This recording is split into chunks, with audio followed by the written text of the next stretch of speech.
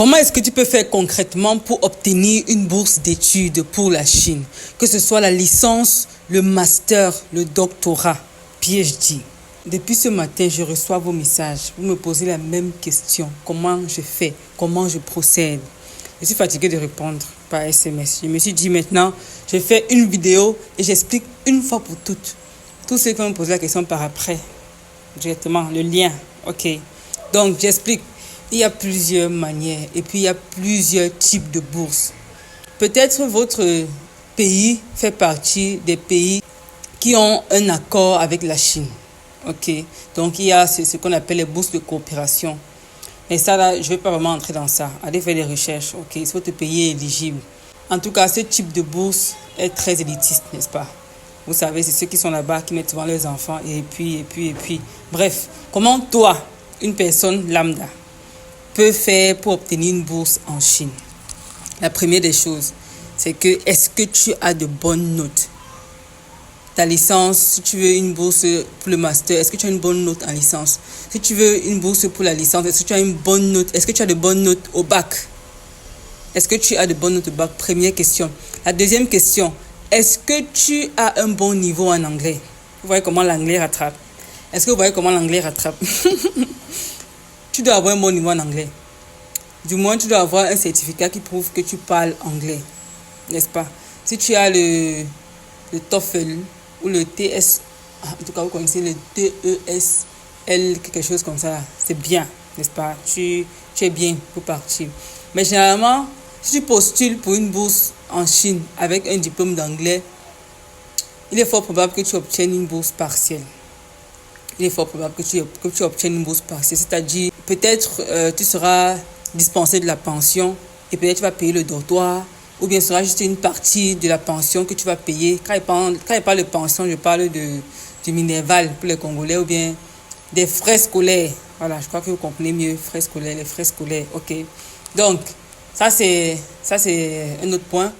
Ainsi, si ton niveau d'anglais est bon et si tu as de quoi prouver, en fait, on peut postuler pour toi, pour une bourse. Déjà, là où tu te trouves, là, tu peux obtenir une bourse. Et bonne nouvelle.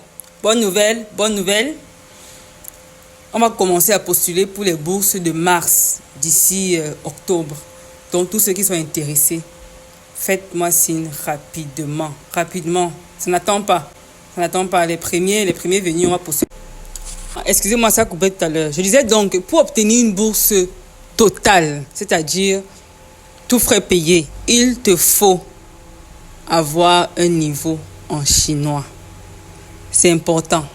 Il te faut un examen qu'on appelle le HSK. HSK en anglais. Tu dois avoir un HSK au moins 3 avec une très bonne moyenne. Ça veut dire que généralement, les gens, surtout au Cameroun, ils ont 300 sur 300. Ils sont très forts. Tu vois les gens avec 290 sur 300. Donc, si tu veux augmenter tes chances, tu peux te battre à avoir le HSK 4. Même si tu as 200 points sur 300, tu es quand même bien parti par rapport à celui qui a juste le HSK 3. Maintenant, comment est-ce que tu fais pour obtenir HSK 3 ou 4? Il faut bien évidemment que tu apprennes. Tu peux soit t'inscrire à un institut qu'on appelle Institut Confucius. Il faut te renseigner si c'est dans ton pays ou pas. Soit, je donne des cours en ligne. Ma session va s'ouvrir bientôt. Particulier ou en groupe, tu peux me contacter et puis on s'arrange. Généralement, les plus forts peuvent passer cet examen-là en 6 mois. Tu peux l'avoir. Si tu es vraiment concentré, tu peux l'avoir. Donc, du coup, si tu réussis à cet examen-là, on se charge de postuler pour toi et tu auras des meilleures bourses. OK. Donc, j'espère que je me suis fait comprendre. Si vous avez d'autres questions, posez-les et on va y répondre. OK. Donc, le chinois, comme je vous rappelle, chaque jour, c'est une langue très importante. Que ce soit pour le business, que ce soit même pour un plan de carrière, c'est très important. La Chine étant devenue une des puissances redoutables au monde. Apprendre le mandarin, c'est devenu indispensable. OK. Apprenez les amis, apprenez, encouragez vos enfants, vos frères. En tout cas, apprenez. OK. Donc, j'ai fini la vidéo. J'espère avoir répondu à votre question. I hope with these few words of mine, I've been able to convince and not confuse you. C'est pas pourquoi tu dis toujours ça. J'aime bien finir comme ça. En tous les cas, les amis, nous sommes là. Ok, je repars à votre question. Et s'il vous plaît, quand vous posez les questions poliment. Poliment, je ne travaille pas pour vous. Non, il faut qu'on te dise la vérité. Parce qu'il y en a qui viennent faire là comme si je leur devais quelque chose. Ou bien mon équipe leur devait quelque chose. Vous venez vous poser la question. Bonjour, les bourses, c'est comment? Et tout. Mon frère, un peu de politesse. Un peu de politesse seulement. Et on trie, hein. On trie, vraiment. C'est pas tout le monde. Quand on voit que ton énergie n'est pas trop bonne là, on s'abstient clairement. Parce que voilà, le but, c'est vraiment d'aider le maximum de personnes.